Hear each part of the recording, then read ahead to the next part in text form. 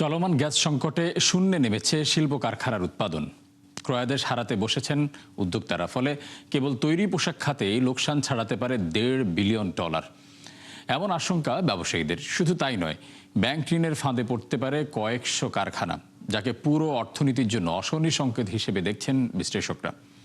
নারায়ণগঞ্জ প্রতিনিধি হাবিবুর রহমানকে সাথে নিয়ে আরও জানাচ্ছেন রাকিব আল জাবেদ। শীতলক্ষার তীর ঘেঁষে গড়ে ওঠা দেশের অন্যতম প্রধান ও প্রাচীন শিল্পাঞ্চল নারায়ণগঞ্জ। বছরের পর বছর ধরে দেশের অর্থনীতিকে চাঙা রাখতে এই অঞ্চলে রয়েছে গুরুত্বপূর্ণ ভূমিকা। এখানকার তৈরি পোশাক, নিটওয়্যার, হুঁশিয়ারি ও পাটপণ্যের চাহিদা বিশ্বব্যাপী। তবে সপ্তাহখানেক ধরে চলা তীব্র গ্যাস সংকটে মুখ থুবড়ে পড়েছে কয়েকশো প্রতিষ্ঠান। এমনই এক প্রতিষ্ঠান নারায়ণগঞ্জের ২৫০০-এর মিথিলা টেক্সটাইল, যাতে কাজ করেন ২০০ শতাধিক শ্রমিক। অন্য সময় কর্মীদের দম ফেলার সুযোগ না থাকলেও এখন উৎপাদন নেমেছে অর্ধেকে, জানিয়ে চিন্তিত কারখানার শ্রমিক কর্তা ব্যক্তিরা।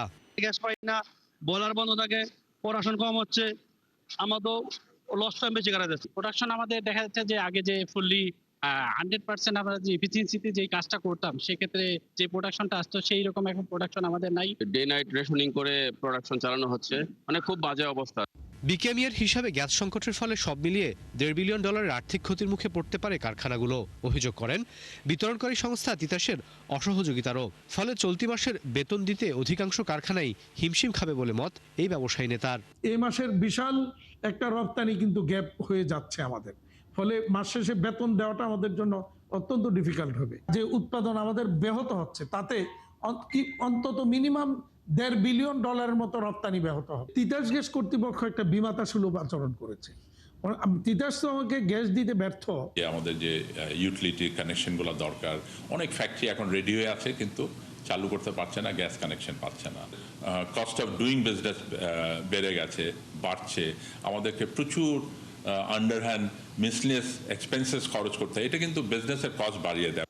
চলমান সংকটের সমাধানে সরকারের পক্ষ থেকে সর্বোচ্চ চেষ্টা করা হলেও সপ্তাহ দুয়েক লাগতে পারে বলে আশঙ্কা খোদ প্রতিমন্ত্রীর। দিন তারিখ সুনির্দিষ্টভাবে আমরা বলছি না, কারণ এর আগেও তারা যে দিন তারিখ দিয়েছে বিভিন্ন কারণে তারা মিট করতে পারে। Technical problem, you understand. আগামী সপ্তাহে যদি তারা যেটা এক্সপেক্টেড, আগামী সপ্তাহে যদি 50% তারা সাপ্লাই রিস্টোর করতে পারে, তারপরের সপ্তাহে ইনশাল্লাহ 100% তারা রিস্টোর করতে পারবে।